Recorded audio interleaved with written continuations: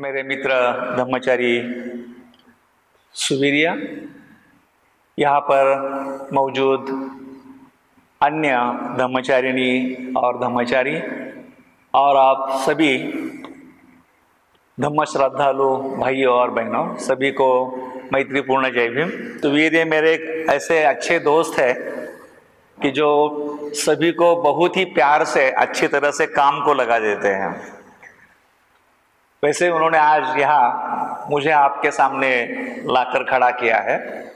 मैं सराहना करना चाहता हूँ हमारे नागलोक की जो त्रिरत्न की जो टीम है, जो चमू है, कि उन्होंने बुद्ध और उनके धम्म के एक अलग अलग जो पाठ है या जो खंड है, उस पर ये जो प्रवचन की जो श्रृंखला, जो मालिका रखी है।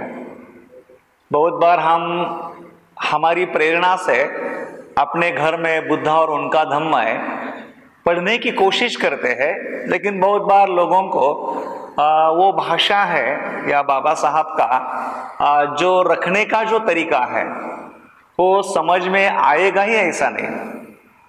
तो बहुत बार पढ़ने के बाद भी हमें बाबा साहब क्या समझा रहे हैं या क्या बता रहे हैं समझ में नहीं आता। लेकिन जब प्रवचन के जरिए विषय को रखा जाता है तो जो बात हम बार बार पढ़ते हैं अपने हिसाब से, उस बात को समझने में थोड़ी सहजता मालूम होती है या सहज हमारे वो मुद्दा समझ में आता है। तो उसी तरह से आज का ये जो मुद्दा है, जैसे भगवान बुद्ध और उनका धम्म का ये जो चतुर्थ कांड है और उसमें से जो 4 नंबर का जो भाग है या हिस्सा, उसमें से ये 3 नंबर का प्रवचन है, जहां पर उसकी श्रृंखला ही है सदाचरण के संबंधित प्रवचन। और ये जैसे सुवीर जी ने कहा, हर मानव के लिए ये बहुत ही महत्वपूर्ण ऐसी ये श्रृंखला है जिसमें बाबा साहब ने बहुत ही अच्छी तरह से और सहजता से इस मुद्दों को रखा गया है। वैसे देखा जाए तो ये तीसरा है, लेकिन उस पूरे भाग में कुल 5 प्रवचन है। इसकी शुरुआत ही उन्होंने अच्छी तरह से की है। सदाचरण क्या है, सदाचरण की आवश्यकता, तीसरा है सदाचरण और दुनिया की जिम्मेदारी, चौथा है सदाचरण में संपूर्णता कैसे प्राप्त की जाए, और 5वां है सन्मार्ग पर चलने के लिए साथी की प्रतीक्षा अनावश्यक है। और इस श्रृंखला में आज हम जो तीसरा जो प्रवचन है उसको समझने की कोशिश करने वाले हैं। जहां तक हम इस सदाचरण को देखते हैं तो सदाचरण यानी दूसरा तीसरा कुछ भी नहीं है, ये पूरी तरह से धम्म ही है। जिस सहजता से बाबा साहब यहां समझाते हैं कि 2 लोगों के बीच जो व्यवहार शीलों के आधार पर होता है या रहता है या चलता है, उसको हम सदाचरण कह सकते हैं। आचरण यानी आचरण, और जो आचरण अच्छा हो, कुशल हो, वो नीति के आधार पर हो। और इसलिए बुद्ध और उनके धम्म में भी एक जगह वो वही जिक्र करते हैं कि ये जो सदाचरण है, इस सदाचरण दूसरा तीसरा कुछ भी नहीं है। तो जिस आचरण को हम नैतिक आचरण कहते हैं वही सदाचरण है। और एक जगह पर उन्होंने एक तरह से एक समीकरण ही बनाया है, सदाचरण यानी नीति, नीति यानी धम्म। सो इसका मतलब है कि सदाचरण यानी धम्म का आचरण, और उसमें दुनिया की क्या जिम्मेदारी है या उसको हम कैसे समझने की कोशिश करेंगे। और इसके लिए उन्होंने इस समय सारिपुत्र और जो एक ब्राह्मण है धनंजय, उन दोनों के बीच का जो संवाद है, वो संवाद यहां अपने सामने रखा है। और उस संवाद के माध्यम से यहां कुछ समझाने की कोशिश की जा रही है। तो ये जो घटना हुई है वो निश्चित ही राजगृह में हुई है। आप लोगों में से कुछ लोगों ने ये पढ़ी भी हुई, जहां पर गिलहरियों को दाना चुगाना जाता था। इसी समय सारीपुत्र जो है वो अन्य भिक्षुओं के साथ दक्षिण में कुछ चारिका कर रहे थे, और वहां से गुजरते समय उनकी मुलाकात एक ऐसे भिक्षु से हुई जो भिक्षु राजगृह में वर्षावास करके अपनी वापसी की यात्रा कर रहा था। उस समय तथागत राजगृह में थे और सारीपुत्र को लगा कि ऐसे समय मैंने इस भिक्षु से क्षेम कुशल पूछना चाहिए, उससे मिलकर जो भी कुछ शिष्टाचार की बातें होती है, जैसे हम मिलने के बाद एक दूसरे को जय भीम करते हैं, गले लगते हैं, पूछते हैं भाई कैसे हो, आप कैसे हो, परिवार कैसा हो, उसी तरह से ये जो शिष्टाचार की जो परंपरा है, आदर सम्मान की जो परंपरा है, ये बौद्ध धर्म का एक संस्कार ही है। उसी तरह से सारीपुत्र और उस भिक्षु के बीच में वो जो वार्तालाप है वो वार्तालाप हुआ, और उसमें सारीपुत्र जी ने सबसे पहले उस भिक्षु को ये पूछा कि भाई तथागत कैसे है। तो उसने बताया कि वो बिल्कुल खुशहाल है, सब ठीक ठाक है। और उसके बाद सारीपुत्र ने जो दूसरा सवाल उनको पूछा कि भाई राजगृह के जो तंडुपाल द्वार के धानंजनी ब्राह्मण जो है उसका कुशल समाचार सारीपुत्र जी ने उस भिक्षु को पूछा कि वो धानंजनी ब्राह्मण कैसा है। और जब उन्हें बताया गया कि वह भी अच्छी तरह है, उस भिक्षु ने सारीपुत्र को इस बात का स्पष्टीकरण दिया कि भंते वो भी अच्छी तरह है। लेकिन उससे सारीपुत्र कोई संतुष्ट नहीं रहे, तो उन्होंने उस भिक्षु को दोबारा पूछकर यह जानने की कोशिश की कि हे आयुष, क्या धानंजनी ब्राह्मण आज भी अप्रमाद पूर्वक रहता है? अब ये जो सवाल है वो सवाल एक विशेष सवाल करके पूछा गया है। पहले सवाल में केवल उस धानंजनी ब्राह्मण के खुशहाली के बारे में पूछा था, और भिक्षु ने उसका जवाब दिया कि हाँ वो भी खुशहाल है, ठीक ठाक है। लेकिन उससे शायद सारीपुत्र संतुष्ट नहीं रहे। उन्होंने उनको विशेष स्पेसिफिक सवाल पूछा कि क्या आज भी धानंजनी ब्राह्मण अप्रामाद से रह रहा है?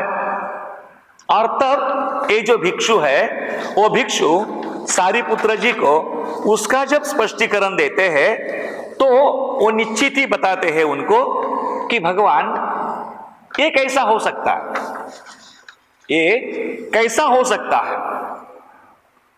तो इसमें से एक पेचीदा सवाल आता है कि जब सारीपुत्र को वो भिक्षु बताता है कि भंते वैसी बात नहीं है, और फिर वो उसका जो कारण बताता है, वो भिक्षु का जो उत्तर है वो उत्तर मैं आपको समझा देता हूं, और बाद में हम वहां पर जो संवाद हुआ है उस संवाद को समझने की कोशिश करेंगे, और उससे आज के परिस्थिति में हम क्या समझते हैं या इस संवाद से हमारे जीवन से क्या उसका ताल्लुकात है, उसको हम देखने की कोशिश करेंगे। अब इसमें सबसे जो पहली बात है वो है सारीपुत्र का जो सवाल है, धानंजनी ब्राह्मण आज भी अप्रमाद से रह रहा है। अभी प्रमाद और अप्रमाद, इस पर इस विहार में मुझे लगता है कई बार अलग अलग श्रृंखलाएं हुई है। लेकिन हम इतना ही समझ सकते हैं आज के विषय के संदर्भ में या आज के इस परिस्थिति में, अप्रमाद यानी सावधानी से, अप्रमाद यानी जागृति पूर्वक, या अप्रमाद यानी शीलों को मध्य रखते हुए जागृति पूर्वक और सावधानता से व्यवहार करना यानी अप्रमादी रहना। अभी उसमें सभी बातें शायद आप समझ सकते हैं या आपके समझ में निश्चित रूप से आनी चाहिए। और इस सवाल को जब उत्तर देते हैं तो उसमें वो भिक्षु कहता है, धनंजयी ब्राह्मण अप्रमाद पूर्व कैसे रह सकता है? वो ब्राह्मणों और गृहपतियों को मूंढने के लिए राजा का उपयोग करता है और राजा को मूंढने के लिए ब्राह्मणों और गृहपतियों का उपयोग करता है। और बड़े सुशील कुल से आई हुई उसकी जो सुशील पत्नी है वह भी अब मर गई है। उसने अब एक दूसरी पत्नी रखी है जो ना सुशील कुल से है और ना स्वयं सुशील है। तो यहां पर उस भिक्षु ने सारीपुत्र को जो बातें स्पष्ट की है कि किस तरह से ये जो धनंजयी ब्राह्मण जो है वो अप्रमादी नहीं है, और उसमें उन्होंने खास करके दो बातें दी है कि राजा के साथ और गृहपतियों के साथ उसका जो व्यवहार है, और मुंडने का यानी लूटने का हो, फंसाने का हो, जो भी हो, यानी वो गलत व्यवहार है जो शीलों पर आधारित नहीं है। उसकी पत्नी मरी हुई है, जो उसने दूसरी पत्नी की है, लेकिन ना तो वो सुशील कुल से है और ना वो स्वयं सुशील है। तो जब सारीपुत्र के कान पर यह बात आती है तो फिर सारीपुत्र जी को भक्त धनंजयी के ये जो प्रमादी होने का जो कारण पता चलता है, तो फिर वो निश्चित रूप से शायद उनके मन में कुछ ठान लेते हैं। समय के कारण मैं पूरा उसको यानी विस्तारित रूप से नहीं आपके सामने रख पाऊंगा, लेकिन आप पढ़ सकते हैं। मैं उसका जो सार रूप है वो सार रूप आज के सामने रखने वाला हूं।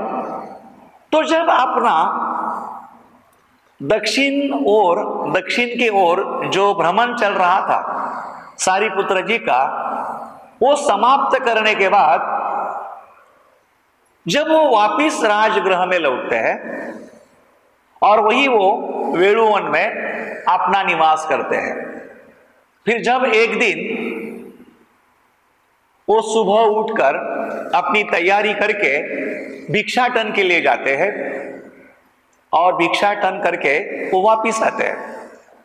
लेकिन जब वापिस आने के बाद ये पता चलता है तो ये जो ब्राह्मण है धनंजयी वो सारीपुत्र के पास जाता है और सारीपुत्र को वो भले ही आहार नहीं लेकिन कुछ पेय पीने के लिए याचना करता है जिसमें दूध का समावेश है।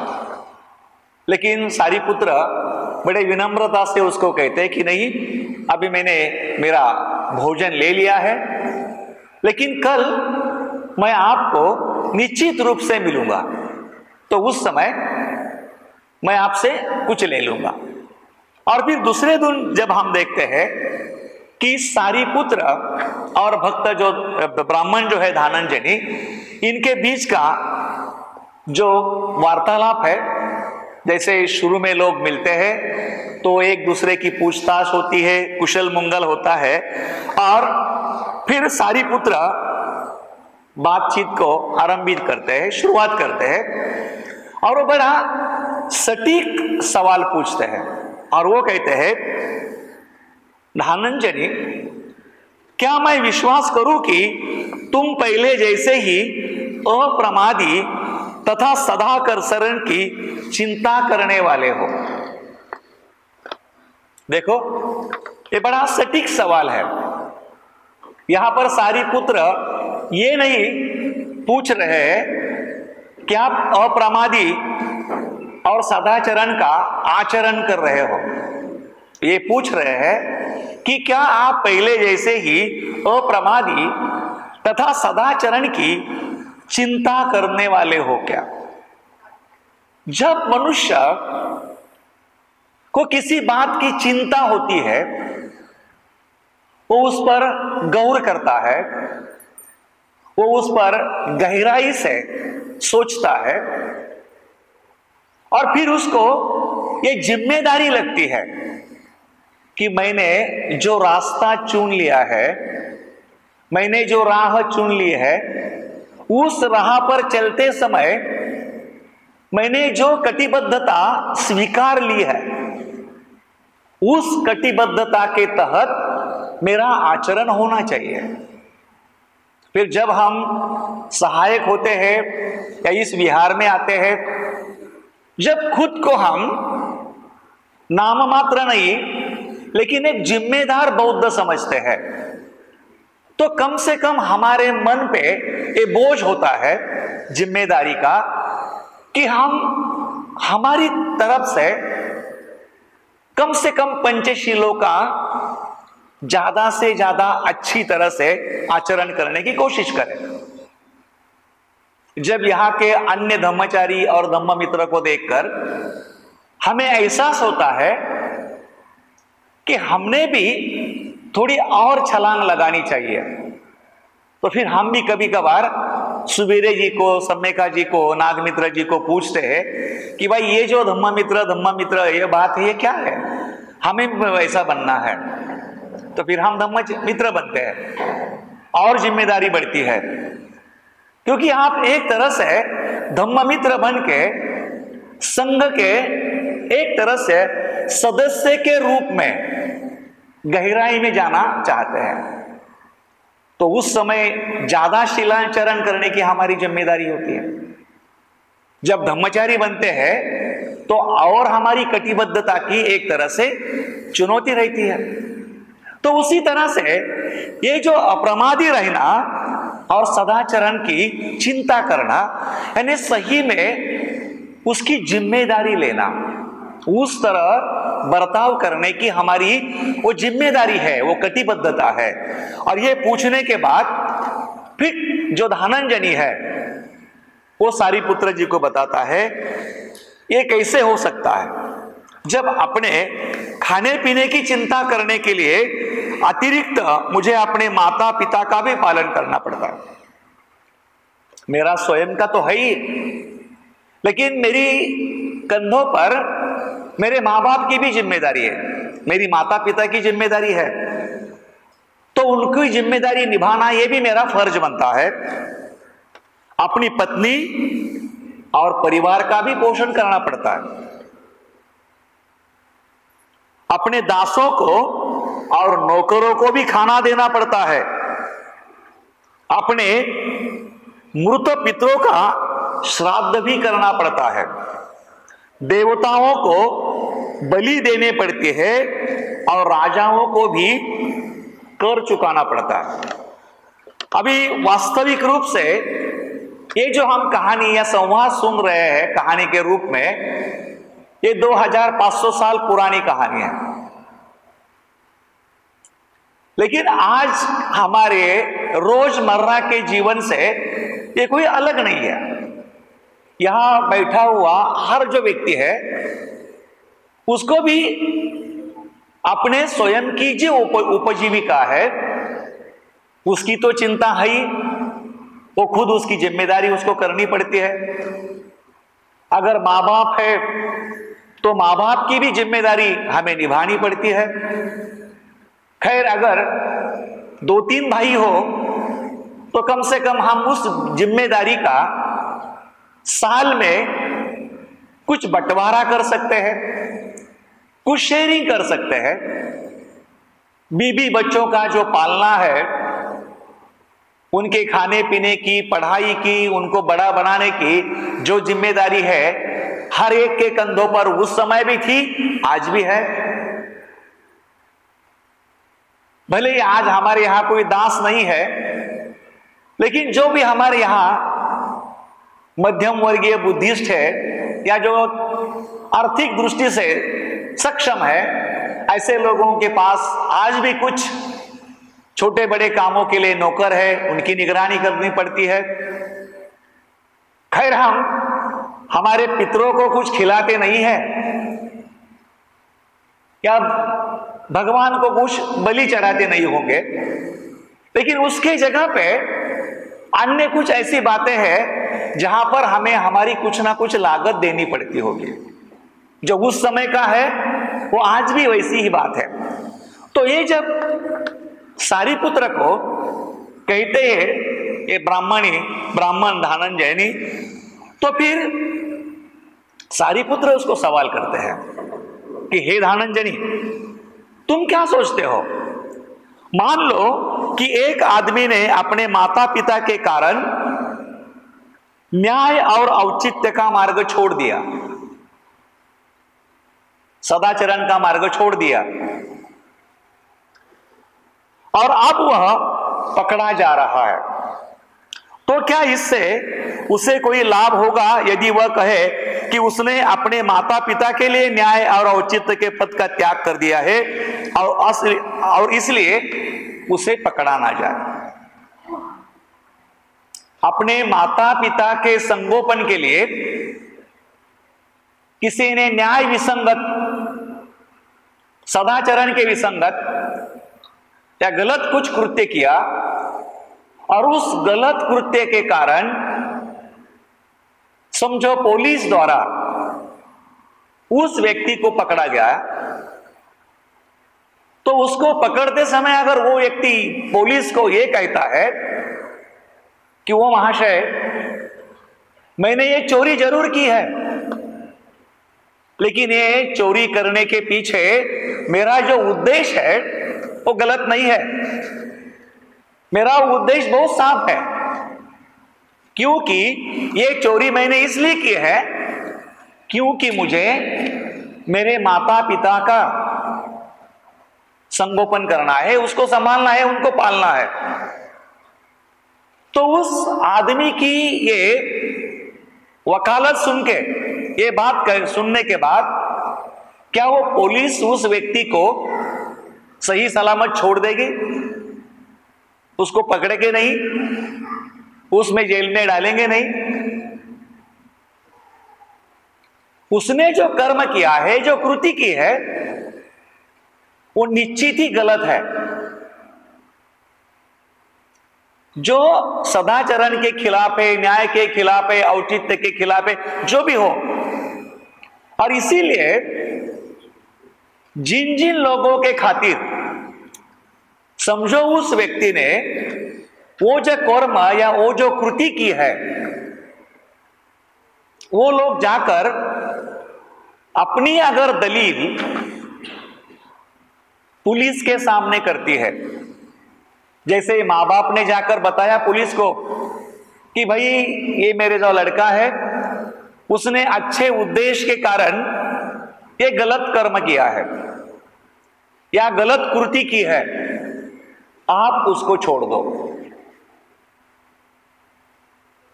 मां बाप का नहीं सुना तो मान लो कि बीवी और बच्चे वो दोनों गए और दोनों ने भी पुलिस के सामने हाथ जोड़कर अपनी पेशकश की कि देखो ये जो हमारा आदमी है बहुत ही प्रामाणिक है, बहुत ही साफ दिल है, बहुत ही अच्छा है, लेकिन उसके द्वारा उसके हाथ से ये जो भी कुछ कृति हुई है उसके पीछे का उद्देश्य हमारे लिए किया है, हमें संभालने के लिए किया है। भले ही कृति गलत हो लेकिन वो अच्छे उद्देश्य के लिए किए, अच्छे काम के लिए किए। उसके बाद समझो उसके दास हो, उसके नौकर हो, जिन जिन लोगों के लिए उन्होंने ये सब किया है, वो भी जाकर अगर अपनी दलील वहां पर रखते हैं, समझाने की कोशिश करते हैं, तो जो पुलिस है वो पुलिस उस व्यक्ति को छोड़ देगी क्या? और वहां पर ये कहते हैं अथवा उनके रिश्तेदारों का, अतिथियों का उसकी वकालत की तो बिल्कुल नहीं छोड़ेंगे। तो बाद में वो कहते अथवा उसके मृत पितरों के में ही उसकी वकालत की कि इसने देवताओं के लिए बलि दी है, राजाओं के लिए कर देने के लिए न्याय और औचित्य के मार्ग का त्याग किया है, तो पुलिस उनको छोड़ेगी क्या? तो बोलते नहीं, बिल्कुल नहीं। अथवा इससे कोई लाभ होगा यदि, या तो वह स्वयं कहे या उसकी ओर से दूसरे कहीं कहे कि अपने खाने पीने के लिए न्याय और औचित्य का मार्ग छोड़ा है। वो स्वयं व्यक्ति या और कोई भी व्यक्ति अगर ये बतलाता है कि ये जो भी कुछ कृत्य किया है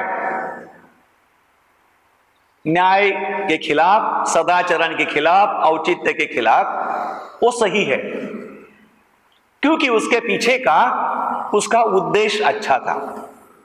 तो स्वयं धनंजय कहता है कि नहीं सारिपुत्र जी, वैसा नहीं होगा।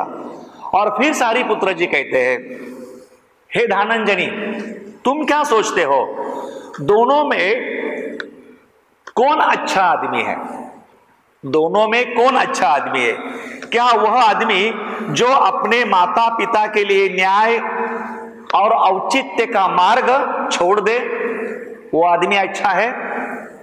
अथवा वो आदमी जो माता पिता की चिंता न करते हुए, जो माता पिता की चिंता न करते हुए न्याय और औचित्य के मार्ग पर चलता रहे? फिर वो कहता है, या धनंजय उत्तर देता है भगवान को, माफ करना सारिपुत्र को, बनते निश्चित रूप से जो दूसरा आदमी जो माता पिता के संगोपन की चिंता न करते हुए अपना जो सही मार्ग है, न्याय मार्ग है, सदाचरण का जो मार्ग है, उस सदाचरण के मार्ग पर वो चल रहा है या चलता रहा है, वो आदमी बराबर है या वो आदमी सही है, ये धनंजय स्वयं कहता है। और फिर सारिपुत्र कहते हैं, हे धनंजय, दूसरे रास्ते हैं जिनसे बिना न्याय और औचित्य का त्याग किए हुआ, बिना कुमार्ग पर चले रहे वह माता पिता का पालन कर सकता है, तो क्या स्त्री, परिवार और सभी दूसरे के संबंध में भी यही बात नहीं लागू होती है? तो वो यही कहते हैं कि अगर दूसरा आदमी किसी भी किस्म की, किसी भी तरह की चिंता न करते हुए, सन्मार्ग पर चलते रहते हुए अगर वो अपने माता पिता का संगोपन कर सकता है, उनको वो संभाल सकता है, तो फिर वही बात उसकी बीबी, उसके बच्चे, अन्य परिवार घटकों के लिए भी वो लागू नहीं हो सकती क्या? यानी दूसरे शब्दों में हम ये कहेंगे कि एक परिवार का घटक करके, मुखिया करके हमारी जो भी जिम्मेदारियां हैं, वो जिम्मेदारियां अगर हमें ठीक से निभानी है, तो किसी भी कीमत पर हमें जो न्याय का, सदाचरण का, जो औचित्य का जो मार्ग है, वो छोड़ना नहीं चाहिए। हमें उसी रास्ते पर चलते रहना चाहिए, वही हमारा रास्ता है। अभी जब हम इस संवाद को देखते हैं, तो उस संवाद में हमें क्या दिखाई देता है, या उसमें आज के परिस्थिति में हमारे लिए क्या लागू होता है, उसके बारे में हमने सोचना चाहिए। जहां पर इस संवाद में हमने जो धनंजय की बात सुनी है,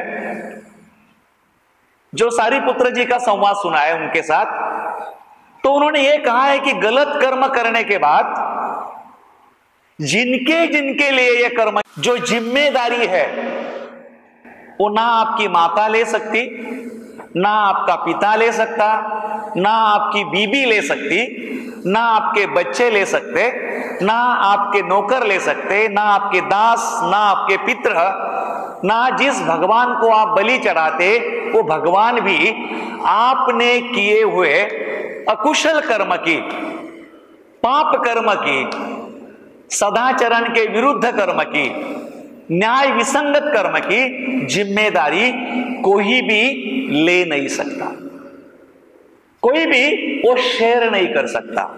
दूसरे शब्द में हम ये कहेंगे कि हमारी जो कृति है या हमारा जो कर्म है, जो हम कर्म करते हैं, उस कर्म का जो भी परिणाम है, उस कर्म का जो भी असर है, उसका जो परिणाम है, उस परिणाम को हमें स्वयं को ही जिम्मेदारी से स्वीकार करना पड़ेगा और स्वयं को ही वो निभाना पड़ेगा।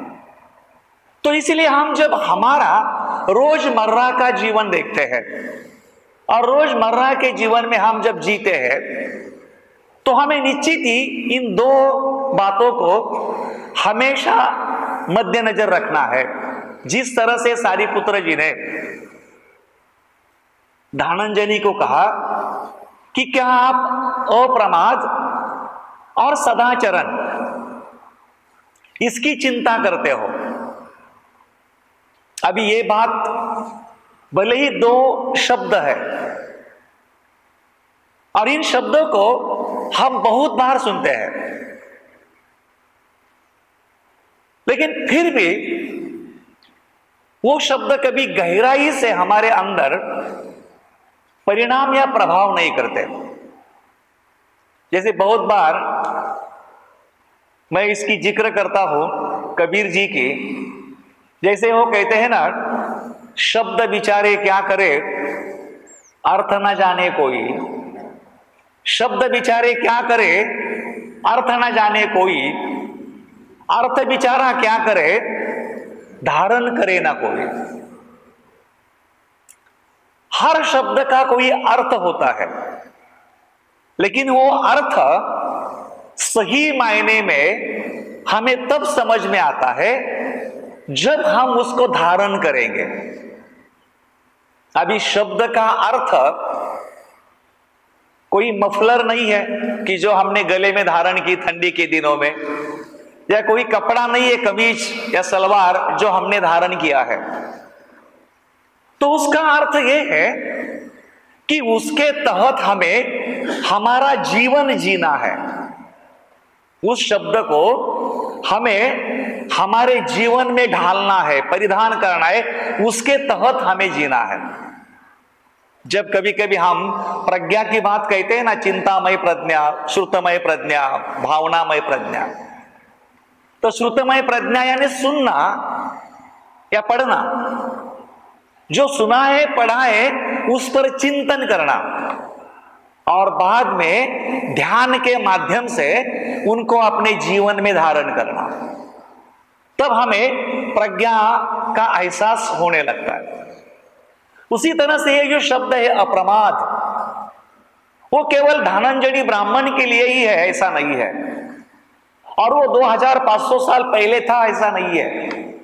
मानो जब हम ये सुन रहे हैं, ये पढ़ रहे हैं, तो ऐसा समझो कि सारिपुत्र हमसे ही वो बात कर रहे हैं। सारिपुत्र ये सवाल मैत्रेयनाथ से पूछ रहे हैं, सुवीर्य से पूछ रहे हैं कि ये सुवीर्य, हे मैत्रेयनाथ, क्या आज भी आप अप्रमाद और सदाचरण पर चिंता करते हो, उसके बारे में सोचते हो? अभी जैसे मैंने शुरुआत में ही कहा कि अप्रमाद एक ऐसा शब्द है जिसका महत्व बुद्ध की शिक्षा में बहुत अहम है।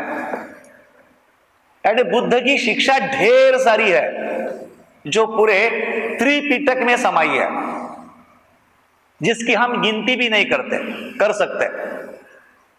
लेकिन सबसे अहम शिक्षा इस अप्रमाद शब्द से जुड़ी हुई है, क्योंकि वो बुद्ध का अंतिम संदेश है।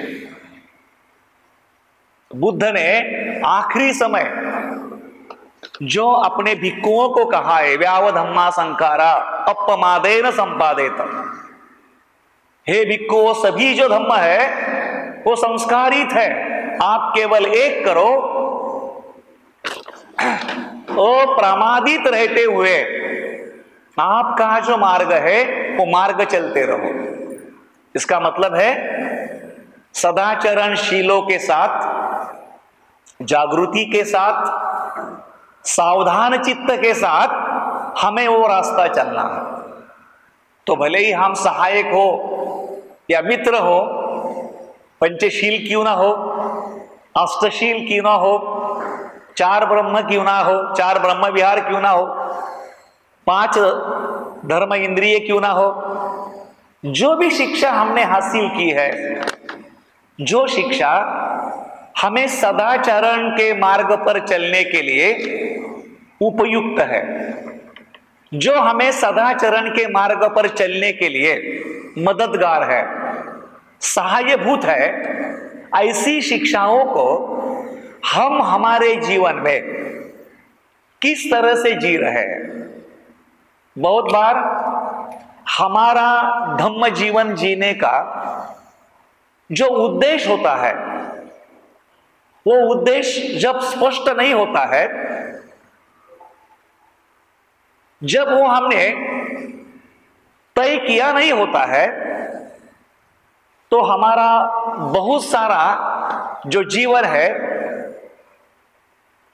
वो एक तरह से यांत्रिक रीति से होता है या यांत्रिक पद्धति से चलता है, जिसको हम अंग्रेजी में मैकेनिकल बोलते हैं।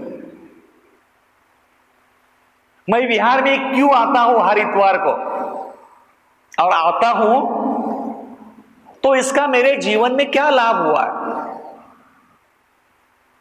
मैं आने से पहले जो व्यक्ति था, सालों से मैं यहां रहा हूं, उसके पश्चात मेरे जीवन में क्या परिवर्तन हो रहा है, क्या बदलाव आ रहे हैं, वो बदलाव मेरे लिए कितने स्पष्ट है, और जिनके साथ मैं जी रहा हूं उन लोगों पर उसका क्या असर हो रहा है, सही में वो बदल दिख रहा है या नहीं।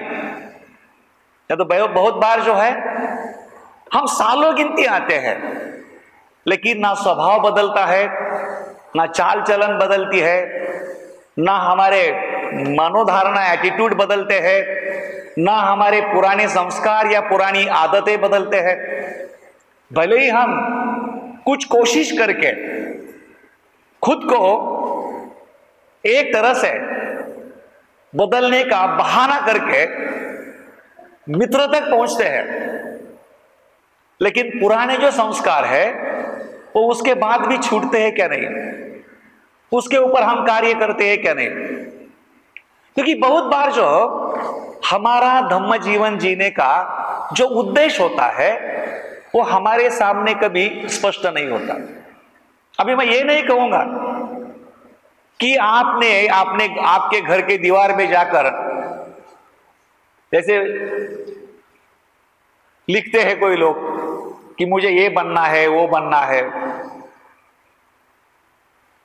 तो मैं ये नहीं कहूंगा कि घर जाने के बाद ये लिखो कि मुझे श्रोतापन्न बनना है, या सकृतागामी बनना है, या अनागामी या अरहंत बनना है। लेकिन हम बाबा साहब के बौद्ध अनुयायी हो तो बाबा साहब ने हमें एक बात बहुत ही सटीक और सुस्पष्ट तरीके से बताई है, और वो क्या कहते हैं, हमारे मन को सुसंस्कृत करना, हमारे मन की मशागत करना, यही मानवीय जीवन का, मानवीय अस्तित्व का अंतिम उद्देश्य हो। यही अगर हमने हमारे जीवन का उद्देश्य रखा तो भी हमारे लिए बहुत कुछ हो सकता है। पढ़ा होगा ना आपने कभी बाबा साहब का ये quotation, cultivation of mind should be the ultimate goal of human existence. Baba Saheb कहते हैं कि मन की मशागत करना, जिस तरह से एक किसान अपनी खेत की मशागत करता है, मेहनत करता है, उसको साफ करता है, साफ सुथरा करता है, फिर उसमें बीज बोता है, उसको पानी देता है, फर्टिलाइजर देता है, तब वहां से अच्छी फसल आती है। उसी तरह से हमारा जो मन है, जो सबका केंद्र है, फिर पंचशील हो, आनापान हो, मिथ्या भावना हो, 6 पारमिता हो, 10 पारमिता हो, 4 ब्रह्म विहार हो, पंच धर्मेंद्रिय हो। ये बीज है, फसल है, फर्टिलाइजर है, जिसके जरिए हमें खुद को कुशल बनाना है, अप्रमादी बनाना है, सदाचारी बनाना है। और यही जो बात है वो यहां सदाचरण में जुड़ी हुई है। सदाचरण की आवश्यकता किसी एक इंसान को कभी नहीं है। अगर एक व्यक्ति है, वो किसी जंगल में रहता है या किसी जेल के 4 दीवारों में रहता है, उसको ना धम्म की आवश्यकता है ना सदाचरण की आवश्यकता है।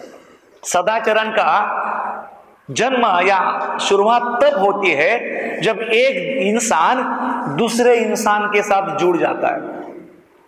तब हमें सदाचरण की आवश्यकता है कि मैं बात करूं तो कैसे करूं, मैं उसका आदर सम्मान करूं तो कैसे करूं, मैं उसको विनम्रता के साथ क्या पूछूं, क्या कहूं।